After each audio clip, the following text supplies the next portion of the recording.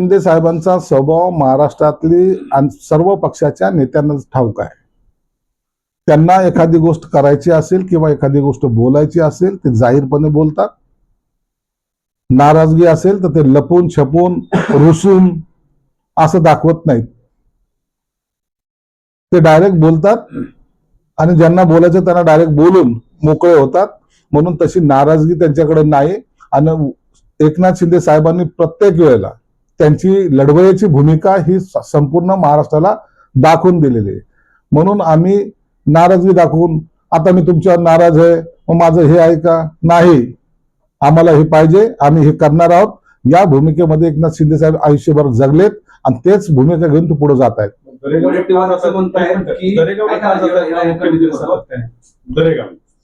दरेगावला काय मुख्यमंत्री असताना जायचे ते.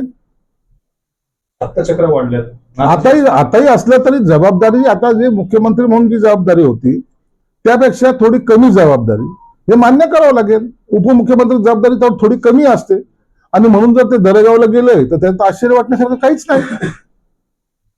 मला वाटतं हे मुख्यमंत्री असताना त्याच्यावर जी टीका व्हायची की मुख्यमंत्री हेलिकॉप्टरने दरेगावला जातात, आताही जातात. म्हणून दरेगाव त्यांचं गाव आहे आणि स्वतःच्या गावी जाणं याला कोणी जर असं काही म्हणत असेल तर ते दुर्दैव आहे.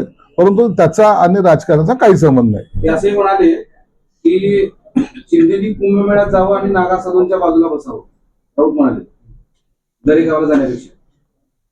शिंदेनी नागा साधूच्या जाऊन बसण्यापेक्षा संजय राऊतने दरेगावला जावं आणि नागा साधूचं दर्शन घ्यायचं असेल तर तुम्हाला दरेगावला सुद्धा तुम्हाला घेता येईल. तुम्ही आम्हाला अक्कल शिकवू नका. आम्ही तुमचे फार पुढचे आहोत. आमच्या तोंडात तुमच्यासारखे घाण शब्द येत नाहीत, नाही तर आम्ही ते सुद्धा वापरले असते. तुम्ही त्यांच्या पायाची सुद्धा बरोबरी करू शकणार नाहीत. आता तुमची जी काही दलाली करण्याची जी काही लिमिट होती ती संपलेली आहे. आता तुम्ही लोकांना ज्ञान देण्यापेक्षा जे काही तुमचे आहेत उभटा गटातले त्यांना नागा साधूकडे घेऊन जा, तिथं पवित्र करून आणा आणि देवाची भक्ती करण्याचं शिकवा. नाही, त्याच्यात अजून असे म्हणाले की शिंदे अस्वस्थ आत्मा त्यांनी कुंभमेळ्यात जावं. कुणी IIT वाला बाबा आहे तिकडे, कुणी दरेवाला बाबा असेल. यांची गरज यांना आहे ना. अपयश कुणाला मिळालंय? उभाटाला. जायला कोणी पाहिजे? त्यांनी. प्रार्थना कोणी केली पाहिजे? त्यांनी. आणि म्हणून सर्व जसे बंगालचे जादूगार घरी आणून बसवतात ना, मग आता एवढे मोठे सगळे महाराज तिथं आज असल्यानंतर त्यांनी गेलं पाहिजे. आणि तिथे सुद्धा कुंभमेळ्यात गेलं काही गैर नाहीये. जे तपस्वी आहेत त्यांनी तपश्चर्या केलेली आहे, त्यांचं दर्शन घेणं हे काही चुकीचं पण नाहीये. म्हणून तुम्हाला त्याची गरज आहे, तुम्ही तिथं गेलं पाहिजे. आम्हाला तर त्यांचे सर्वांचे आशीर्वाद आहेत म्हणून आमचं सर्व आलवेल चालू आहे. विजय वडेट्टीवार असं म्हणाले की एकमेव शब्द त्याला लागू होतो. ना उदय सामंतने कधी असं वाक्य उच्चारलं, ना उदय सामंत कुठे जाणार आहे. उलट उदय सामंतवर एकनाथ शिंदे साहेब वारंवार जास्त जबाबदारी टाकायचा प्रयत्न करत आहेत. जे 4-5 जण आहेत महत्वाचे ज्यांना मानलं जातं त्यांच्यावर हे वेगवेगळी जबाबदारी शिंदे साहेबांमार्फत टाकले जाते. आणि कोणीही आमदार 60 पैकी एकही आमदार शिंदे साहेबाच्या आदेशाविना काम करत नाही, हे मी तुम्हाला स्पष्टपणे सांगतो. म्हणून असे विधान करून उदय सामंतकडे विषय मग उदय सामंतकडे एक डाऊटफुली नजरेने आम्ही पाहावं असं जर त्यांना काही वाटत असेल तर तो त्यांचा गोड गैरसमज आहे. उदय सामंत आणि असं आम्ही सर्वजण एक आहोत आणि आमच्यामध्ये कोणतीही दरार नाहीये आणि टाकायचा कोणी प्रयत्न करू नका. उठाव कसा करायचा हे आमच्याकडून शिका. आमदार कसे सोबत घ्यायचे ते आमच्याकडून शिका. त्याचे आम्ही मास्टर आहोत, गुरु आहोत. तुम्हाला एका ठिकाणी बसून किंवा बडबड करून असे आमदार इकडचे तिकडे होत नसतात हे तुम्हाला कळायला आणखी फार वेळ लागणार आहे. म्हणून असे बेताल वक्तव्य जे करतात त्यांची क्यू येते, फक्त क्यू आणि क्यू हा शब्द त्यांच्यासाठी लागू होतो. संजय राऊत यांच्या या वक्तव्याचं तुम्ही खंडन करताय. आता समजा जर तसं खरं असेल की उदय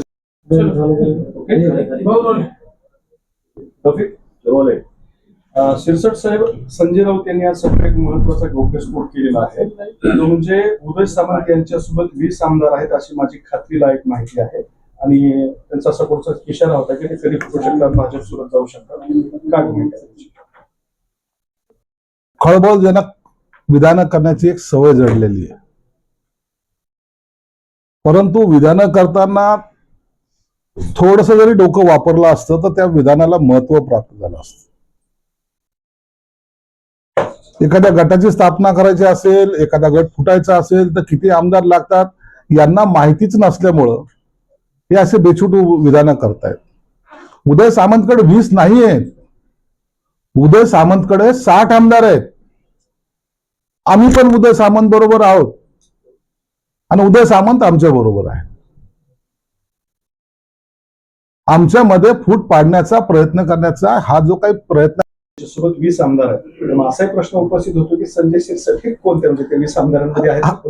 अहो मी सांगितलं ना, उदय सामंतकडे 20 लोकांचा गट नाहीये, 60 लोकांचा गट आहे. जेव्हा 60 लोकांचा गट येतात आम्ही सर्वजण एकच आहोत ना, म्हणून त्याचा ती चर्चा करण्यात काही अर्थ नाही. ही फक्त हेडलाईन कशी तरी बनावी, यांच्यामध्ये फुटे असं कुठं दाखवण्याचा प्रयत्न करावा, असं कोणतंही घटना आमच्यामध्ये नाही किंवा वादविवाद सुद्धा नाहीत. ही मी अत्यंत जबाबदारीने बोलतोय. विजय वडेट्टीवार म्हणाले की नाराजी दाखवून आणलं, आता शिंदेना संपून नवीन उदय पुढे येईल. आता काँग्रेस कुठे गेली हे आता वडेट्टीवारांनी पाहिलं पाहिजे. आता तुम्ही आता त्या नाना पटोलेला संपवायच्या भानगडीत आहात, त्यांना संपवलं. आता तुमचा त्याच्यामध्ये विजय झालेला आहे. आता ह्या विजयाचा झेंडा घेऊन तुम्ही तुमची वाटचाल पुढची करा. उगे इतर गोष्टीमध्ये जाण्यापेक्षा आपला हा विजयी झेंडा घेऊन दिल्लीकडे कूच करा, असा माझा त्यांना सल्ला असणार. तर जस्ट एक लेटेस्ट बातमी आलेली आहे, उद्धव ठाकरे मातोश्रीवरून निघालेले आहेत आणि ते सिल्वर ओकला चाललेत आणि शरद पवारांची भेट. सिल्वर ओकच्या पंढरीला माननीय उद्धव साहेब चाललेत. त्या ठिकाणी संजय राऊतची गाडी पुढे गेली असावी किंवा त्यांच्या गाडीत असावेत.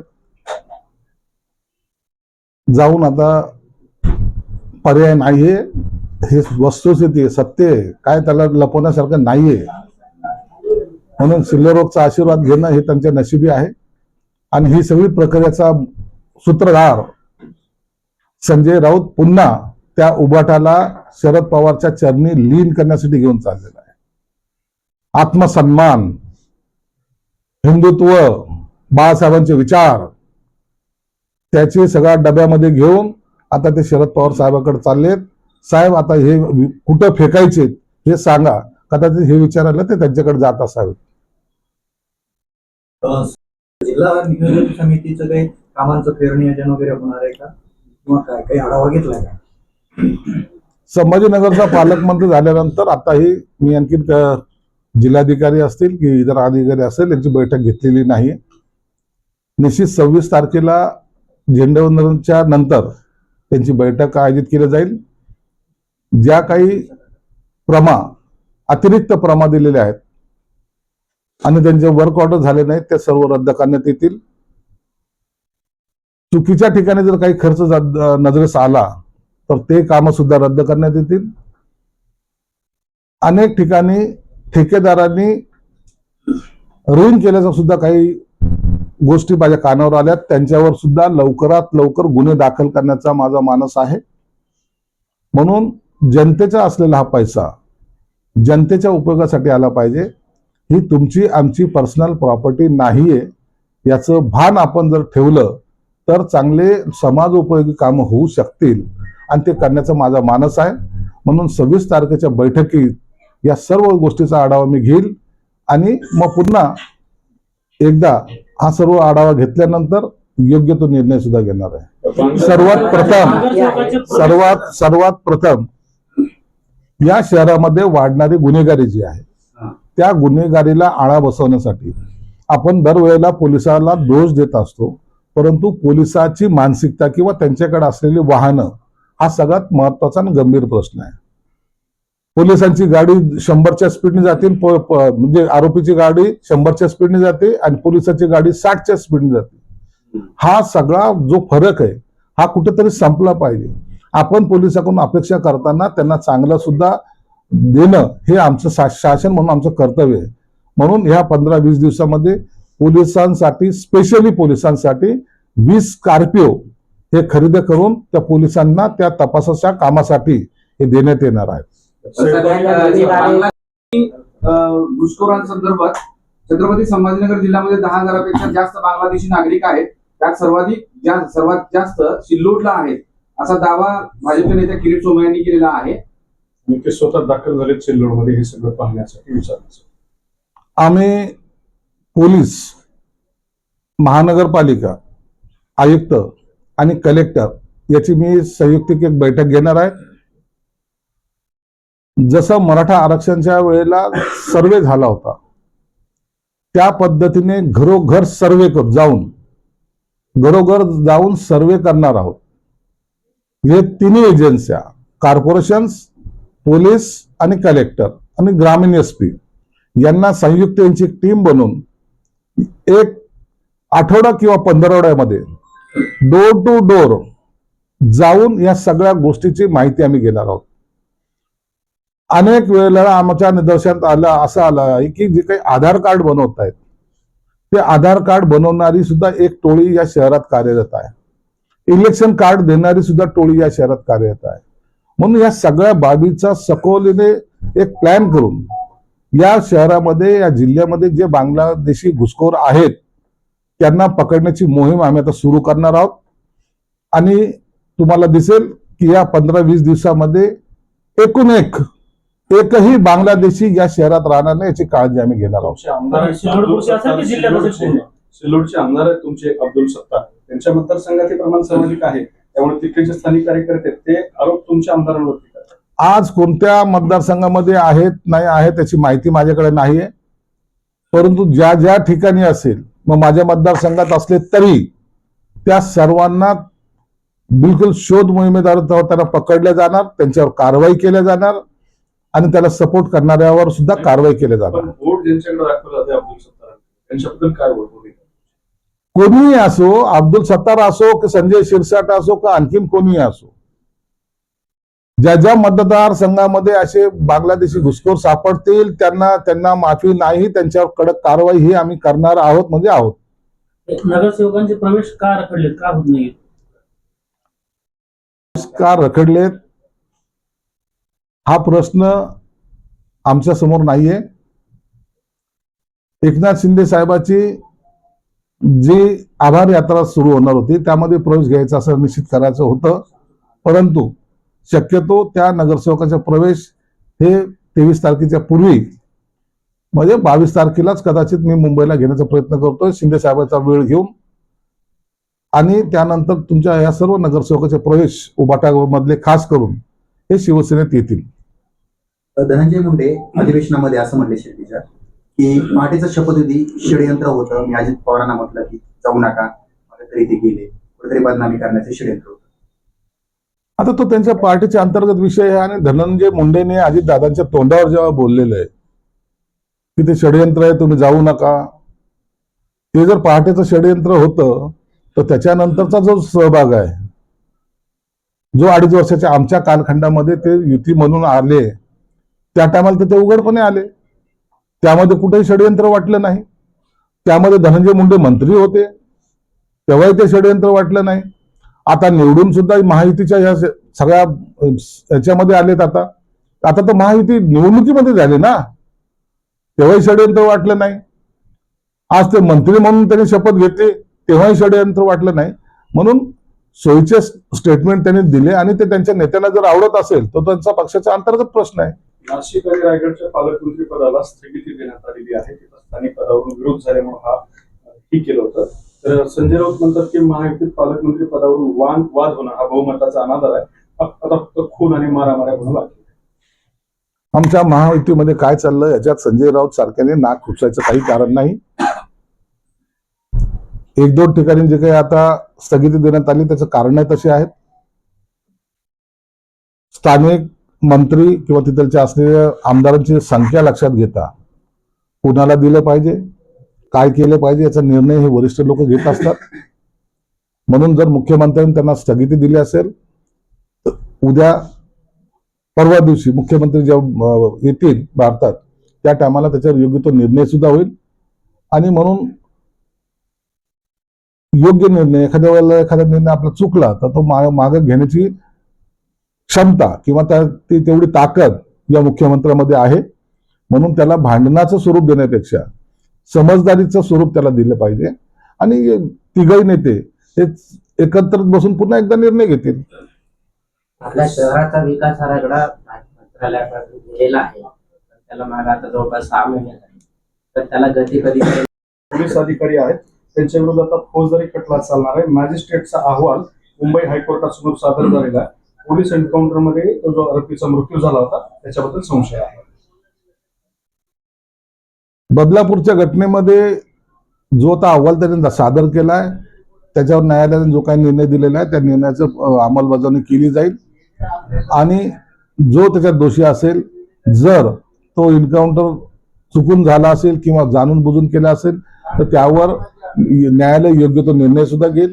न्यायालयाच्या या कामकाजामध्ये शासन कोणताही हस्तक्षेप करणार नाही. याचे राजकीय पडसाद उमटू शकतात, कारण अक्षय शिंदे जर खून केल्यानंतर त्यावेळेला सरकारने आम्ही नराधमांना संपवलं वगैरे अशा स्वरूपाचं सुद्धा हे समोर आलं होतं त्यावेळेला, किंवा त्याचं क्रेडिट जे आहे ते घेतलं गेलं होतं.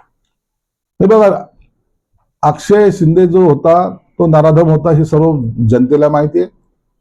म्हणून त्याचा एन्काउंटर झाला का त्यांनी पोलिसांवर हमला केल्यानंतर त्याला शूट करावं लागलं हा तपासाचा भाग आहे. परंतु सर्वसामान्य जनतेला तो आवडलेला भाग होता की नराधम मेला म्हणून आता ज्याला त्यांच्याबद्दलचं सहानुभूती असेल त्यांनी त्याच्याबद्दलचं स्टेटमेंट करावं. परंतु आम्ही अक्षय शिंदे मेला याच्याबद्दलचं आम्ही ना खंत व्यक्त करत नाही आणि ना आम्हाला त्याच्याबद्दल काही वाईट वाटण्याचं काही कारण नाही. जर तो एन्काउंटर संशयास्पद असेल तर ते जे पोलीस अधिकारी आहेत कुठलंही कारण नसताना एखाद्या व्यक्तीला, एखाद्या आरोपीला असं मारू कसं शकतात? आता सगळं हा कायदेशीर बाब आहे. कायदेशीर बाबीचा उत्तर हे न्यायालयात दिले जातील. ऑनलाईन जुगाराचे ऍप आले, जंगली रम्मी सारखे विविध ऍप आहेत, त्यामुळं मुलांचे पैसे तर जातातच, मात्र पैसे गेल्याच्या नैराश्यातून आत्महत्या होत आहेत. तरुण पिढी बिघडत चालली आहे. अत्यंत घातक असा हा गेम भारतभर नाही जगभर पसरत चाललेला आहे. तुम्ही पाहिलं, लहान थे उनको एक हेडलाइन देने के लिए ऐसे सब जुमले ये कहने की आदत सी लग गई है.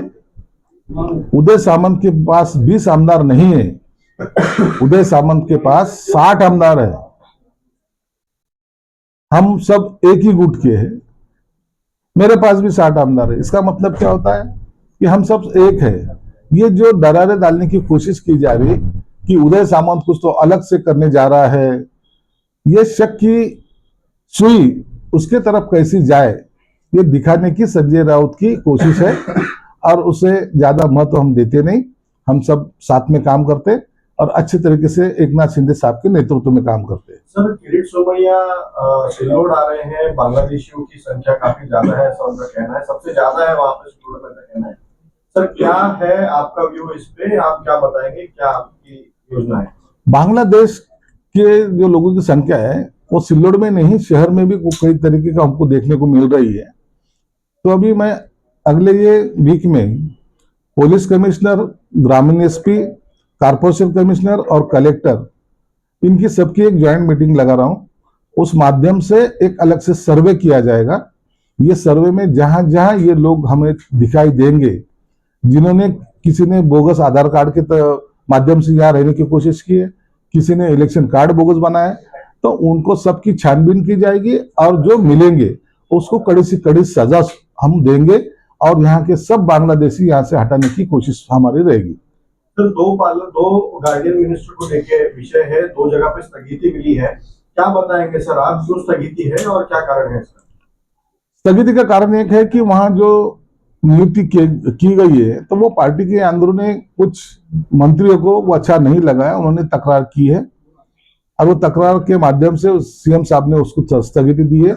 22 तारीख को सीएम साहब जब भारत लौटेंगे उसके ऊपर वो योग्य वो निर्णय लेंगे. क्या ये निर्णय समन्वय से हुआ था सर? समन्वय से हुआ था, लेकिन किसी का रुसवाई ये सब चलते रहती, तो 22 तारीख को उसके ऊपर अंतिम निर्णय हो जाएगा. Thank you sir. सर, महाराष्ट्रामध्ये 21 जिल्हे होणार आहेत आणि त्याची घोषणा 26 जानेवारीला होईल अशी चर्चा आहे. तर नवीन जिल्ह्याच्या निर्मिती संदर्भात शासनाला काही प्रस्ताव?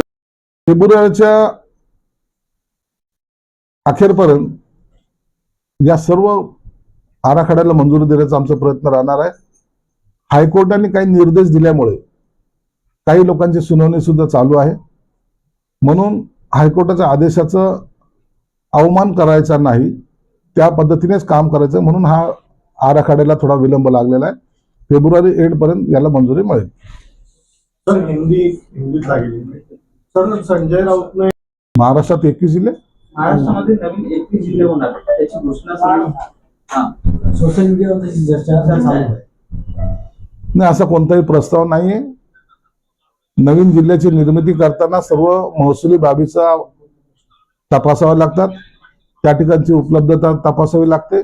जिल्ह्याची घोषणा करणं हा इथपर्यंत मर्यादित विषय नसतो. त्या ठिकाणचा मॅनपॉवर कसा डिवाइड होईल या सर्व बाबीचा तपासून योग्य तो निर्णय घ्यावा लागतो. मला वाटतं इतके मोठे जिल्हे ॲट ए टाइम या महाराष्ट्रात होणे शक्य नाही. तसं एक महत्वाचा खुलासा समोर आलेला आहे. बदलापूरचं जे प्रकरण झालं होतं ज्यामध्ये अक्षय शिंदेचा मृत्यू होता, मी किंवा इतर ऍपच्या माध्यमातून, क्रिकेटच्या बीटिंगच्या माध्यमातून, महादेव ऍपच्या माध्यमातून लाखो तरुण याच्यामध्ये गंडवल्या जात आहेत. लाखो तरुण नैराश्याच्या भावनेत जात आहेत. काही लोक आत्महत्या करतायत, काही लोक खून करतायत. स्वतःच्या आईवडिलांचा खून करणारे सुद्धा मुलं या अशा या खेळामुळे निर्माण होत चाललेले आहेत. म्हणून सरकारने याच्यावर कठोर पावलं उचलणं गरजेचं तर आहेच आहे. परंतु हे खेळ आपल्या सुद्धा पाल्याने किंवा आपल्या मुलांनी खेळू नये यासाठी नागरिकांनी सुद्धा जागरूक राहणं गरजेचं आहे आणि हे सर्व बंद झालं पाहिजे या मताचे आम्ही आहोत. निवडणुकीच्या आधी तुम्ही एक वक्तव्य केलं होतं, जे लाडक्या बहिणीचे सगळे अर्ज आहेत ते सगळे अर्ज तपासूनच भरलेले आहेत किंवा व्हॅलिड केलेले आहेत, त्यातला एकही अर्ज बाद होणार नाही असं सांगितलं होतं. मात्र आता जर बघितलं तर अनेक अर्ज तपासले जात आहेत आणि अनेक अर्ज बाद सुद्धा व्हायला. त्याच्यातले अर्ज आम्ही बाद केलेले नाहीत. आता ज्या लाडक्या बहिणींनी जे सक्षम आहेत, जे कमवते आहेत, त्यांनी स्वतःहून काही अर्ज आता स्वतःच मागे घेण्याची मोहीम सुरू झालेली आहे. म्हणून त्यांनी स्वतःहून मागे घेतलेली ही संख्या आहे. आणखीन छाननीची प्रक्रिया सुरू झालेलीच नाहीये. हे जे अर्ज मागे घेण्याचे जे काही चालू आहे त्यांना एक माहिती आहे की जर हे तपासामध्ये जर आपण जर त्यांना पुन्हा उघड आलं तर आपण एक आपल्याकडून झालेला तो एक चुकीचा म्हणा किंवा गुन्हा म्हणा हे हा निदर्शनास येईल. म्हणून ज्या समजदार लाडक्या बहिणी आहेत, ज्यांचे ज्या सक्षम आहेत, त्यांनी ते अर्ज मागे घ्यायला सुरुवात केली आणि त्याचा तो आकडा आहे. म्हणून सरकारतर्फे त्यांचा बाद केलेला नाही, तर ते स्वतःहून ही लाडक्या बहिणीच्या योजनेचे पैसे घेण्यासाठी त्यांनी स्वतः नकार दिलेला आहे. सरकारकडून छाननी होणार आहे आणि अर्ज बाद पण होऊ शकतात. सरकारकडून निश्चित काही गोष्टीची छाननी केलं जाईल, छाननी करावी लागेल. कारण की ज्या गरीब बहिणी आहेत, ज्यांच्या हाताला काम नाही, जे निराधार आहेत, अशांसाठी ही योजना आहे. ही श्रीमंतासाठी योजना नाही, तर गरीब लाडक्या बहिणींसाठी योजना आहे. म्हणून इतरांनी त्याचा गैरफायदा घेऊ नये. ज्यांच्यामुळं ज्या गरीब बहिणी आहेत त्या वंचित राहू नये हा सरकारचा उद्देश आहे. जो इसमें नहीं बैठेंगे, क्या उनसे रिकवरी की जाएगी लाडली बहन योजना में? क्या बताएं? उसके बारे में सरकार डिसीजन लेगी. Thank you sir. चलो.